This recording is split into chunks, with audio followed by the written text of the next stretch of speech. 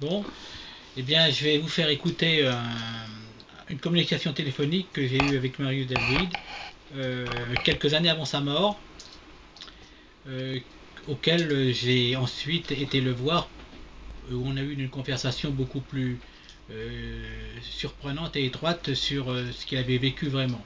Mais là, je vais essayer de vous faire écouter notre première communication téléphonique que j'ai eue avec lui, où il habitait Tours à ce moment-là. Donc il est mort, il est enterré là-bas. D'accord. Et ça, c'est quelques années avant. Est-ce que tu peux nous dire en deux, trois mots qui était Marius de Will?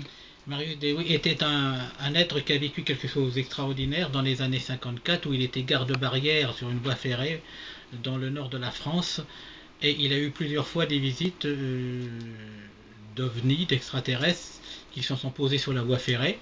D'ailleurs, il y a une trace importante qui a été relevée à cette époque-là, où les empreintes ont été marquées et qu'on a estimé à 30 tonnes le poids de l'appareil Oui, qui oui. s'était posé dessus. Il y a eu son fils René qui avait 3 ou 4 ans qui est également rentré dans cet appareil. Il a eu des poules et des lapins de volée qui peuvent paraître dérisoires, mais enfin ça fait partie de l'histoire. Et ce qu'il y a eu aussi, c'est que à la suite de tout ça, il a eu des gros problèmes au niveau d'enquête policière. On l'a aussi, il a été frappé, il a fallu qu'il revienne sur ce qu'il avait dit parce qu'on le prenait un peu pour un fou. Et puis on voulait sûrement qu'il ne voulait qu'il fallait pas qu'il parle. Et pendant toute sa vie, il a lutté contre cette injustice. Et maintenant, je vais vous faire écouter ce qu'il m'a dit. Je ne connaissais pas avant, et ce qu'il m'a dit sur le contact qu'il a eu et le contact que j'ai voulu avoir avec lui. Et puis à la suite, j'étais le voir où j'ai eu beaucoup d'informations. C'est vraiment une info exclusive, merci de nous en faire profiter. Ouais, j'espère que ça profitera à tout le monde. Allez, on va écouter l'interview par téléphone. Écoutez. Bonjour madame. Bonjour monsieur. Est-ce que Marius est là, s'il vous plaît? Oui, ne quittez pas, c'est de la part de qui? Oh, c'est de la part de monsieur Burkel. Il ne me connaît pas, mais je voudrais lui parler si c'est possible. Oui, ne quittez pas, hein. Je vous prie.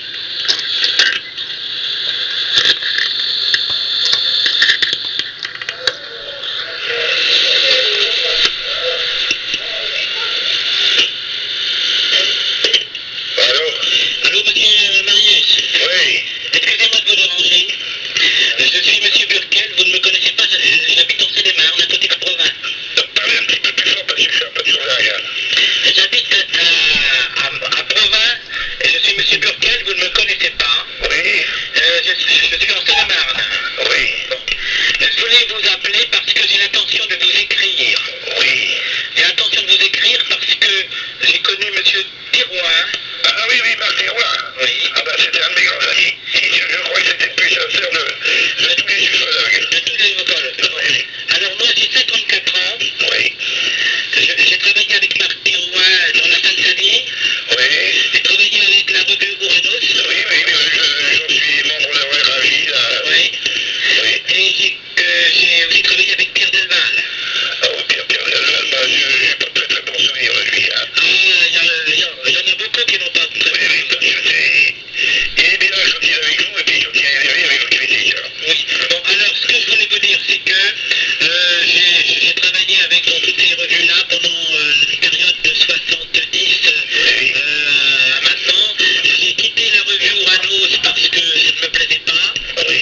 Et puis j'ai eu un contact un peu comme le vôtre. Ah ouais. Oui.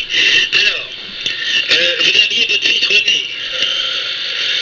Oui, je vous écoute. Vous avez votre fils René qui vous a suivi pendant toute cette période. Ah, c'est pas René, c'est Serge. Ah, c'est Serge, excusez-moi. Oui.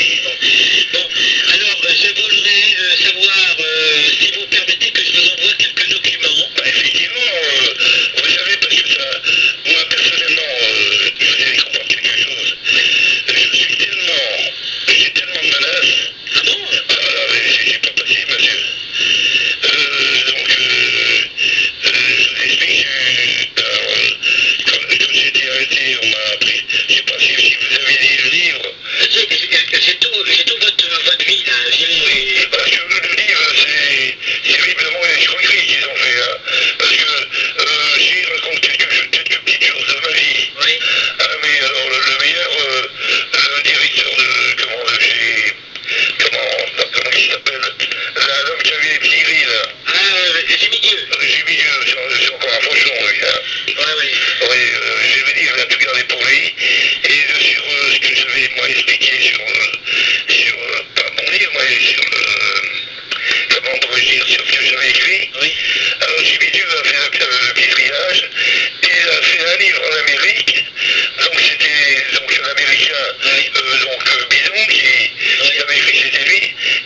film me tirait sur ce que je expliquais, vous comprenez. Ah oui. Vous savez à qui faire confiance. Ouais, c'est vrai que c'est un peu délicat tout ça. Il y a une escroquerie terrible là-dedans. Ah oui. Enfin, moi, de toute façon, l'argent dans ce cas-là ne m'intéresse absolument moi pas. non plus, hein. Alors là, c'est vraiment la dernière chose qui puisse... Bon, mais ce que je veux dire, c'est que j'ai eu un contact pendant 13 ans avec quelqu'un qui n'était pas d'ici. Ah ben, moi, mais je vais vous dire quelque chose, j'ai toujours des contacts, et je ne dis plus rien parce que Non, voilà, le GEPAN, ils sont venus me flinguer chez moi, oui. donc j'ai eu un bras de coupé, et ils sont venus, j'ai eu 4 côtes de cassé, puis la mâchoire décrochée, vous voyez. Dernièrement Non, mon accident pour le bras, ça date de 71. Oui. Et alors, c'est en 82-83 qui m'ont cassé 4 côtes et décroché de la mâchoire que j'ai cherché. Donc quelque chose que j'avais greffé dans la tête, vous voyez. Et vous voyez que je ne suis pas fort. On vient chez moi. Et un jour, j'étais faire une conférence, j'étais invité par des amis. Et donc, vous savez, il y a toujours ce qu'on appelle le GEPAN. Donc j'ai dit tout ce que je pensais, ce que j'avais sur le cœur du gouvernement, parce que j'ai été invité dans beaucoup d'endroits. Mais quand je leur explique, je leur dis, moi je veux bien passer à la télévision, à une condition que je dise la vérité sur le gouvernement. Oui, mais vous pouvez pas. Ah, mais je peux bien. Alors eux, ils refusent. Il faudrait que j'explique la chose pareille. Alors moi je ne suis pas moi ce que ces êtres m'ont fait vivre, ils m'ont donné beaucoup de choses, enfin sur nous beaucoup de choses, vous comprenez, c'est des êtres qui ont l'instruction. Pour eux, nous sommes des bêtes. Oui, non, mais d'accord. Alors, moi, écoutez, je vais vous envoyer quelques documents. Oui. C'est un être qui venait de Cassiopée qui s'appelait Zamoré. Zamoré, avec un Z, oui. Donc, cet être n'était pas d'ici. Il m'a laissé beaucoup de documents. Ah, ben ça fait bien. Il m'a laissé aussi des enregistrements que j'ai. Ah oui.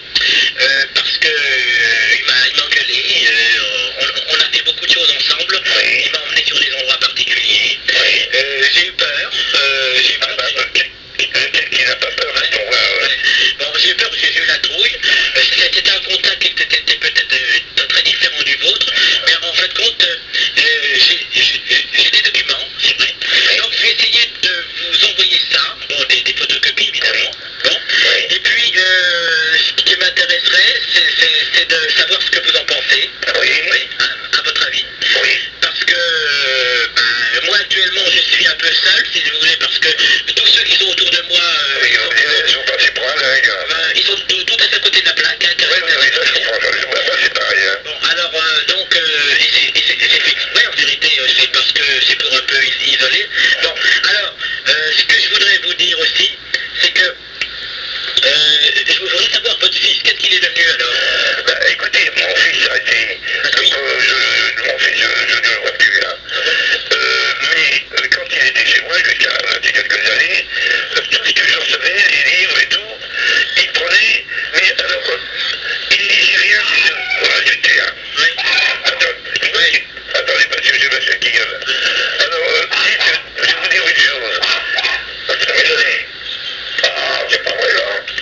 Écoutez, si vous m'envoyez quelque chose, envoyez-le, recommandez avec une réception. Oui. Parce que vous savez, il y a tellement de magouilles. Parce que j'ai des amis qui sont un peu partout, vous voyez. Et quand ils m'envoient, est-ce que vous avez reçu ça? Est-ce que vous avez reçu? Je ne sais rien. Toutes les pays sont saisis, vous voyez. Ah, d'accord. Oui, parce que vous savez,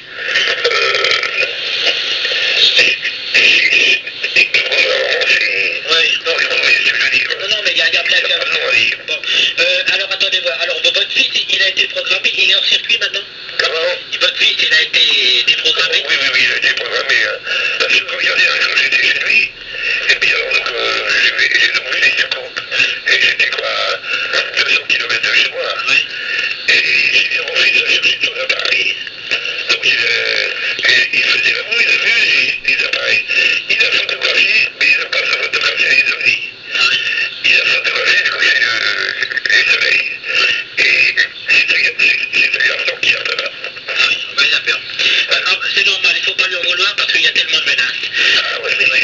encore quand c'est des blagues verbales.